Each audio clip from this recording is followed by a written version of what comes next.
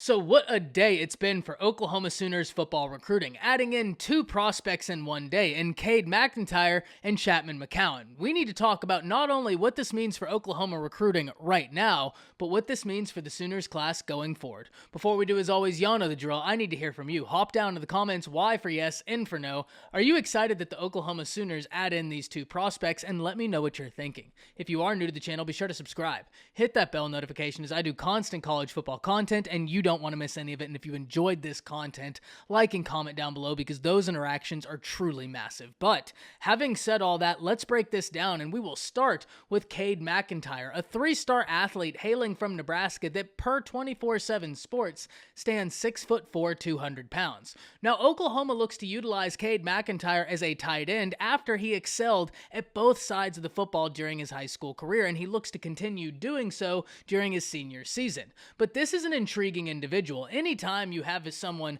that excels at both sides of the football, that kind of paints the picture that they have a deep understanding of what it takes to be successful both on defense and on offense, giving them some sort of inclination as to what the other side wants to do. But for Oklahoma, utilizing him as a tight end, what does this mean? And Kade McIntyre is a very talented prospect, and standing 6'4", 200 pounds, if he continues to progress, this is someone that I think Oklahoma will look to utilize as a mismatch.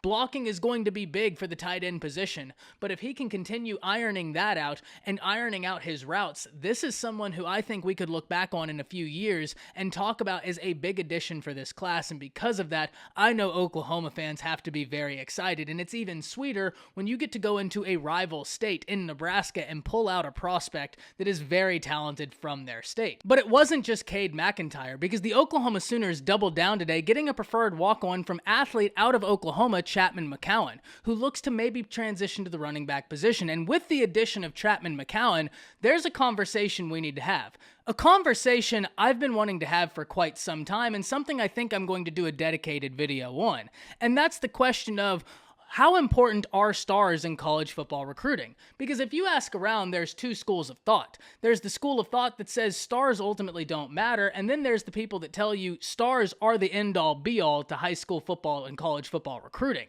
And as in everything else in life, I find that the truth lies somewhere in the middle. Stars are important, they do matter, but they are not the end-all be-all. Things such as scheme and fit are far more important, because if you get in a 5-star prospect and plug them into the wrong scheme, it doesn't matter how talented they are. You'd be better served getting a blue chip 4-star or a 3-star prospect that fits that scheme perfectly, because they're going to be able to make that transition much easier. We also need to remember that the jump from high school football to college football may as well be a different sport. So stars do matter. It's always great, and you surely want to get in those 5-star prospects because it's an indication as to the type of player they could be.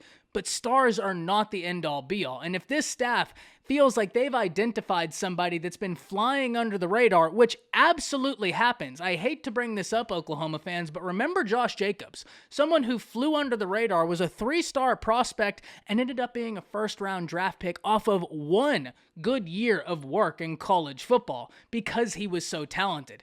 So stars weren't the end-all be-all for Josh Jacobs, and make no mistake, I'm not saying McKown is going to be the next Josh Jacobs. I'm just painting the picture that it is not abnormal for prospects to fly under the radar, and just because a prospect isn't a 5-star player does not diminish the impact they can have once they make that transition. The most important thing is schematic fit and the ability to try and make that transition seamlessly, a transition that's difficult for all prospects regardless of stars. So at the end of the day, the Oklahoma Sooners get two great wins that the fan base should be excited about, and I can't wait to hear from y'all. That's it.